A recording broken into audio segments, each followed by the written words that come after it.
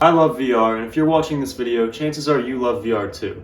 So it really sucks that a concept that I admire so much has maybe 2 games for it. So to ring in the new year, I just wanted to talk about the top cream of the crop games in the VR market right now in this current moment. Granted, I haven't played everything, so if I missed your favorite game, comment it down below and I'll hack through your YouTube account and route everything in your PayPal account to mine. One more disclaimer before we start, I've only ever used my VR headset to play VR porn simulators, so the list might be skewed in a certain direction. Pistol Whip. Holy shit, she said the thing. Pistol Whip should, by all accounts, be kind of doo-doo. Simple gameplay, minimalistic graphics, and a relatively small amount of content. However, when you mix in a clever gimmick and a banger soundtrack, you get some straight Scoville heat.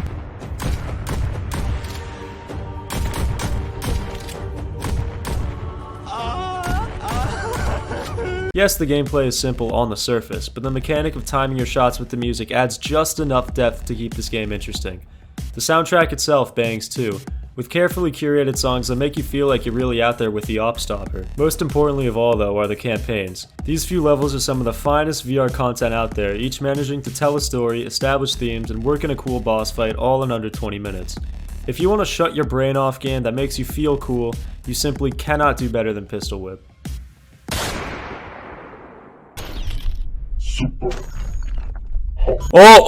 Superhot was my first VR experience ever, and while many other, much longer games have come out since, Superhot's combat still impresses me. I'm aware Superhot is maximum 3 hours long, but the endgame content, sick combat system, and interesting story give its meager length a pass in my eyes, especially at its ever-decreasing price point. There's also the sound design. This is the best sounding VR game, period. There's nothing except the ambient noise of the level, the shattering of glass, and gunshots echoing through an empty world. It's fucking sick.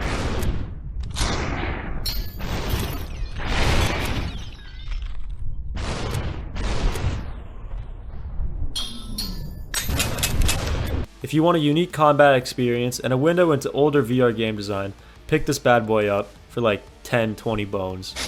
Only a spoonful.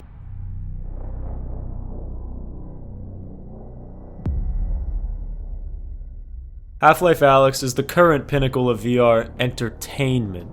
Graphically, no game even comes close to this level of detail and polish. When I first booted this game up, I shit myself in fear of the scope and fidelity of the world. The linear, curated design also takes VR limitations into account, keeping rooms small and focused. Alyx manages to tell, additionally, a compelling story. This is my first Half-Life game, and I'm maybe the only person ever to be in that situation. Yet by the end, I felt I was as invested in the story as many of the people who waited 13 years for it to come out. The G-Man gotta be one of the coolest characters in gaming, I'm literally him. So why is this game not higher up on the list? There are a few fundamental problems holding it back. The combat is boring. You have at maximum 4 different weapons at your disposal, and no melee combat whatsoever.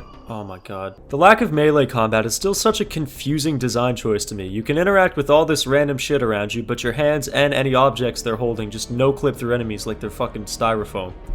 Second, the soundtrack, when it's trying, slaps. But most of the time it's just a, while aesthetically fitting, boring ambient drone. Yeah. Lastly, for a publisher as esteemed and envelope-pushing as Valve, Alyx never really felt like a game changer to me beyond its visuals. It was a perfect yet kinda safe VR game. Environments and story are both very ambitious and well done, but combat, movement, and interaction have been done before and done better in our number 1 and 2. I love this game and all it's done for the industry, but there are 2 games out there I think just come stop the competition.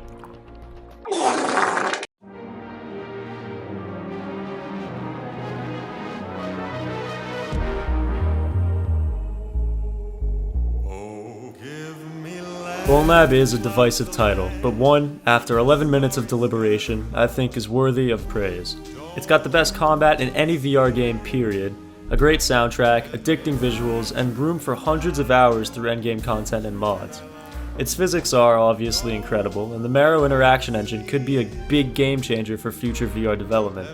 However, the level design is very inconsistent, the story kinda blows, and its campaign definitely fails to justify its price point. I understand that compromises had to be made for the Quest 2, but that doesn't mean I have to be happy about it.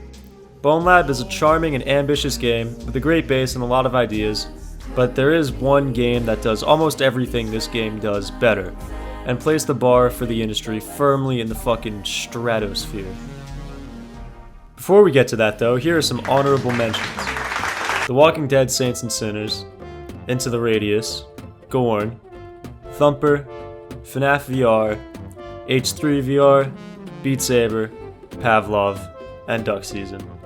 Just keep in mind I haven't played everything, I haven't played Lone Echo even though I've heard great things, and I haven't played Until You Fall and Zenith, which I've also heard great things about. But enough of this baby bitch shit, let's talk about the big one.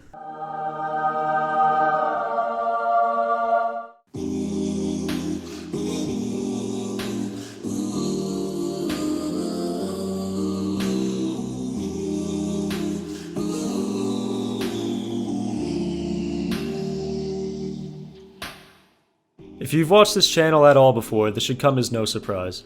Boneworks is the best VR game ever made, and it's not even close. I want to keep this kind of brief since I've talked about Boneworks at length before over the course of this channel's entire discography, so let's just cover the important stuff.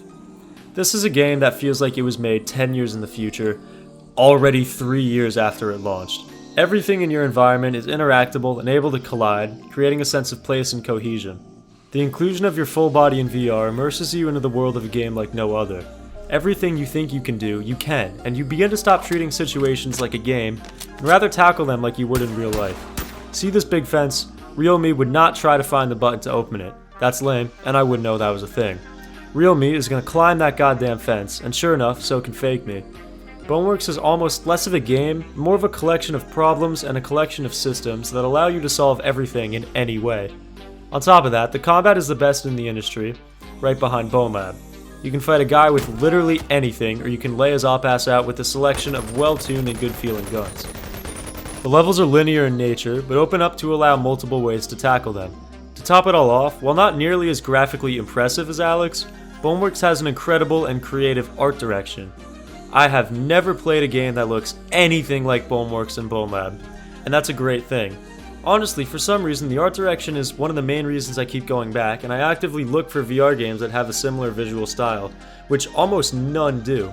Slap an awesome, cohesive synthwave soundtrack and a bunch of really entertaining endgame content onto it, and you have my personal best VR game. Boneworks pushed the limits of what a VR game can be, and for that, it will always be, at the very least, my favorite.